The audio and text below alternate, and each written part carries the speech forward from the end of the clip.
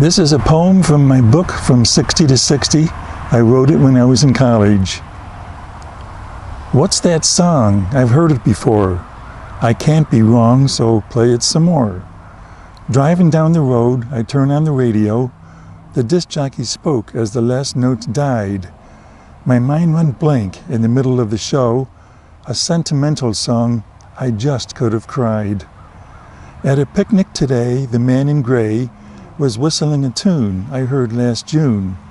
I asked him the name, he would not say. Then he began to croon. I said, "Go shoot the moon." In a shopping mall hall with a Muzak air, an instrumental version of a well-known tune was playing loud and clear, but I didn't really care.